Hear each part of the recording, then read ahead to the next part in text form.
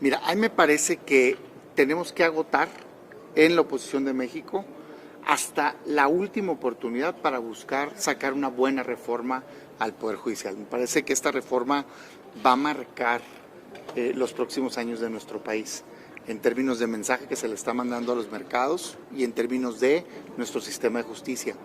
Creo que hay una gran coincidencia, el sistema de justicia está colapsado en México, eso no está en duda. A mí no me sorprenden los datos de la encuesta, aunque creo que debieron de haber cuidado más el tema y cómo es posible que un tema institucional lo esté viendo un partido político, o sea, ¿no? Pero más allá de eso, yo sí creo que cuando los mexicanos, la mayoría contestan, claro que necesitamos un mejor sistema de justicia, ¿no? Yo sí creo que la mayoría de los mexicanos te contestan, sí creo que hay corrupción en el Poder Judicial, pero también si les pregunto por el Poder Ejecutivo me van a contestar lo mismo, y si les pregunto por las policías me van a contestar más, y si les pregunto por las fiscalías también, y si les pregunto por el Legislativo también, porque la opinión pública es que el servicio público tiene corrupción, y además tienen razón en muchos casos. Entonces, dicho eso, me parece a mí que la oposición tenemos que ser muy serios, muy responsables y también una oposición inteligente, que no caiga en los radicalismos del pasado que creo que nos hicieron mucho daño como opción política, en estas moratorias constitucionales de decir, no me importa qué propongas, te digo que no en automático. Creo que eso causó repudio de los ciudadanos y creo que hoy lo que tenemos que hacer es decir, sí, vamos a entrar de lleno a un análisis de esta reforma, pero no somos ingenuos. Vamos a participar, pero queremos ser tomados en cuenta. Queremos que escuches a abogados, a colegios, a universidades y demás, e impulsar cambios en esa reforma.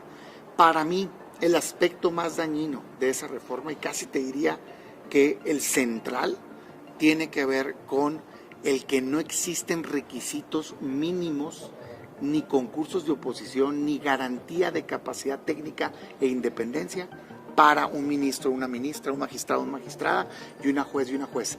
Ni siquiera mi preocupación principal es si los votan o no, es a quién puedes votar. Para mí el modelo ideal sería concursos de oposición, técnicos, exigentes, duros, que llegue gente capaz y que lleguen los mejores finalistas aquí al Senado y se voten en el Senado. ¿No quieren que vote el Senado? Muy bien, pero entonces que quienes puedan ser votados sean los mejores del país, los 3 mejores hombres, las 3 mejores mujeres, así por cada posición, técnicamente hablando, con garantía de independencia, y entonces sí vótalo, pero eso no quieren. ¿Cómo llega alguien a ser votado en esta reforma? ¿Puede llegar un mexicano ejemplar? No. La única manera de llegar es si el presidente de la República, futura presidenta de la República, te mete en su lista. O si logras mayoría en la Cámara de Diputados. ¿Quién tiene mayoría en la Cámara de Diputados en la próxima legislatura? Morena. O si logras mayoría en el Senado. ¿Quién tiene mayoría en el Senado? O si logras en el Poder Judicial. O sea, no hay manera de que llegue un mexicano independiente a ser votado. Ese es el peligro. Entonces, dicho todo eso, yo creo que sí se deben de apoyar los foros. Es mejor tenerlos que no tenerlos. Necesitamos hacer una estrategia de aquí a que llegue el momento de votación, de hacer muy visible el peligro que corre México con esta reforma como está. Agarrar y querer correr a jueces, magistrados, todos parejos, no creo que sea lo más sano. Y también mostrarle a México y a la presidenta electa que es falso que estemos en el no permanente. Separar la presidencia de la Suprema Corte de Justicia del Consejo de la Judicatura, creando un nuevo órgano. Yo tengo una iniciativa similar. Claro que no tiene por qué estar la presidenta de la Corte en el Consejo de la Judicatura. O sea, eso, oye, reglas de austeridad, bienvenidas. Eso no es lo relevante, el tema es que quieren invadir.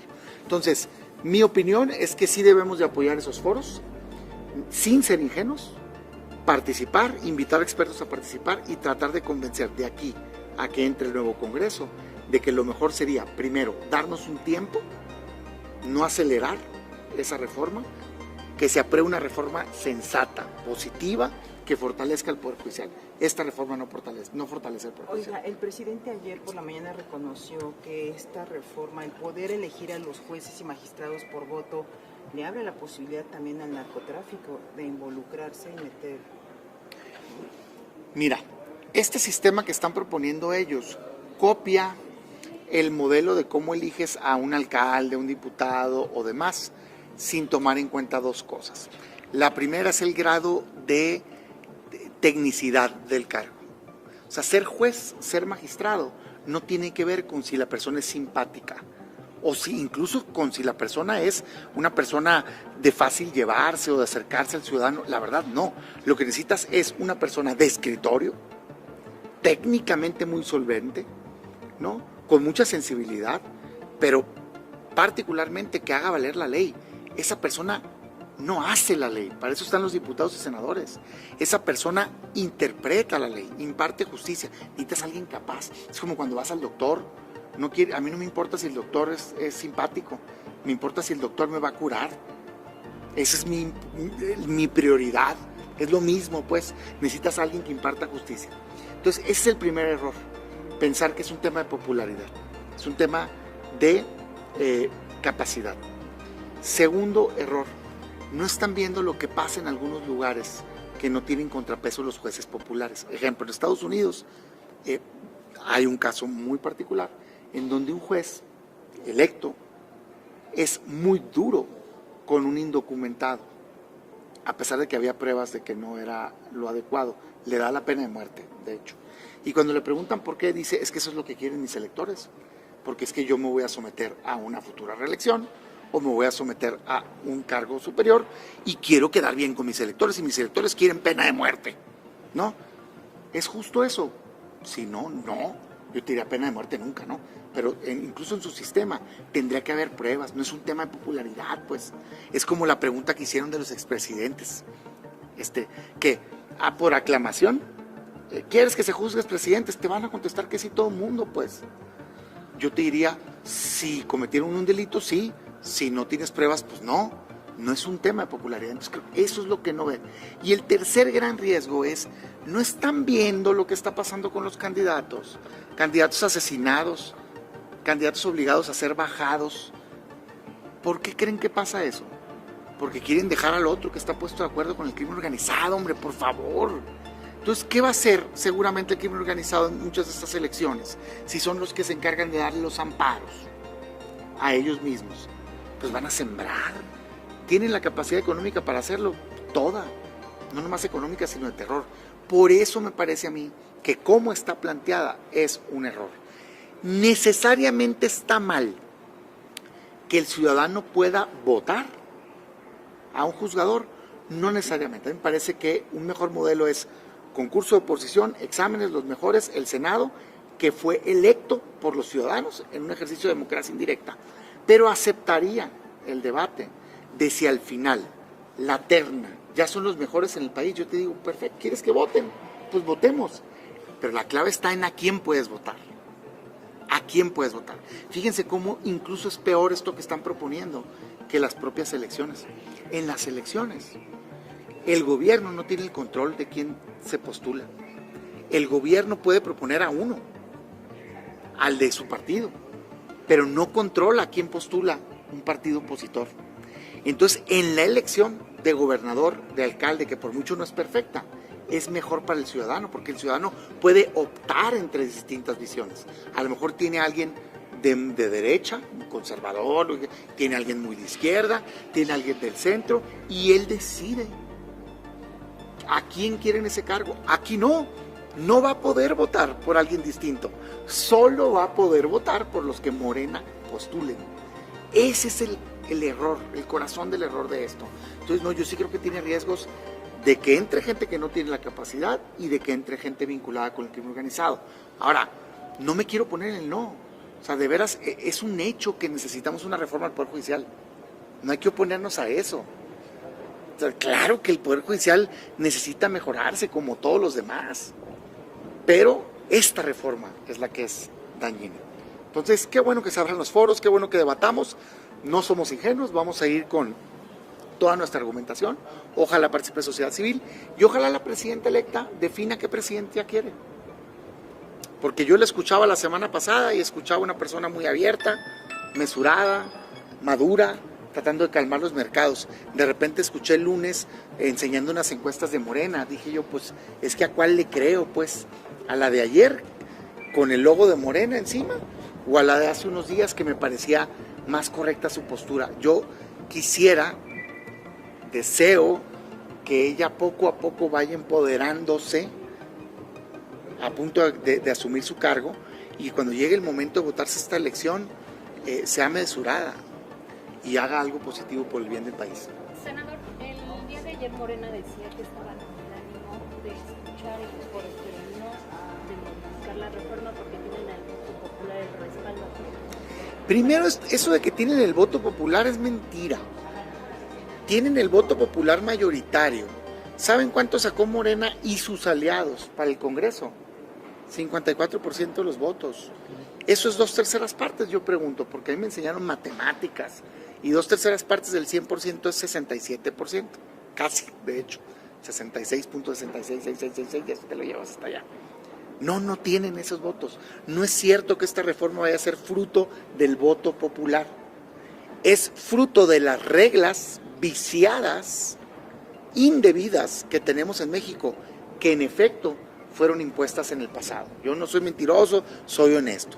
En el pasado, malamente, el sistema anterior puso estas reglas que permiten sobrerepresentación de hasta el 8% por partido, que les va a terminar dando hoy más del 20% de sobrerepresentación. O sea, con el 54% se van a ir arriba del 70%. No votó.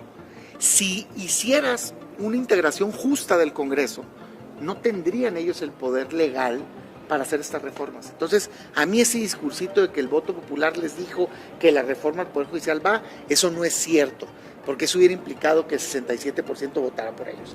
Desgraciadamente lo tienen por reglas. Entonces, el llamado es a la mesura. Me queda claro que es a la mesura de la presidenta electa, porque yo escucho a varios legisladores y de veras, con mucha irresponsabilidad están haciendo llamados que luego ella había tenido que calmar. El problema es que cambió el discurso ya de ella de hoy y de lunes es distinto, es un discurso mucho más echado para adelante en términos de que sí lo va a hacer así como está, ¿no? Yo espero que de aquí entonces hagamos ver que el país requiere reformas positivas que fortalezcan el Poder Judicial y no que lo debiliten. Dicho esto, de un opositor que ha presentado más propuestas de reforma al Poder Judicial que el propio gobierno. O sea, cuando vino aquí el Poder Judicial en la reforma de Saldívar a negociar su reforma constitucional, los que impulsábamos una reforma más ambiciosa al Poder Judicial fuimos nosotros. Los que no quisieron moverle más fueron ellos como gobierno. De hecho, ahí pusimos en la mesa un nuevo modelo de nombramiento de ministros. No quisieron. Ahí pusimos en la mesa plazos para resolver como vienen en esta reforma. No quisieron. Ahí pusimos en la mesa muchísimas otras propuestas. Yo puse la separación de la presidencia de la Corte del Consejo de la Judicatura, que es lo que viene ahorita. Ellos son los que no quisieron. El gobierno actual de Morena. Lo único que sí no propusimos fue este tema del voto popular, porque pues es más que el voto. ¿Sabes cuáles son los requisitos para un ministro? 35 años de edad, 10 años de título universitario, 2 años de vivir en México y 1 año de no haber sido secretario, fiscal, diputado o senador. Ya. Esos son los requisitos para ser ministro. Eso lo cumple cualquier abogado mayor de 35 años que vive en México. Cualquiera. ¿Eso es lo adecuado para ser ministro o ministra de la Corte? No. Eso lo cumple cualquier militante de Morena. No viene ni siquiera una prohibición de militancia. ¿Podríamos tener 3 ministros? Martí Batres, Lene Batres y Valentina Batres. Bueno, y un montón de apellidos más. O sea, no, ¿por qué no? Siempre y cuando tengan 35 años de edad, siempre y cuando tengan 10 años de graduados, de título, no viene nada de desempeño. De hecho, quitan el párrafo del lado de desempeño que venía y de preferencia el Poder Judicial. Entonces dices tú, oye, ¿por qué estoy preocupado? Pues por eso. No te preocupes. Son bien responsables, van a proponer algo sensato. Si no lo propusieron ahorita, que las reglas estaban más duras, que tenías que lograr 2/3 partes del Senado, lograron poner incondicionales, pues ahorita no. Eso es lo que a mí me preocupa. Entonces yo diría sí a una reforma al Poder Judicial, de hecho más ambiciosa que la que ellos están proponiendo, pero que fortalezca el Poder Judicial, no que lo debilite.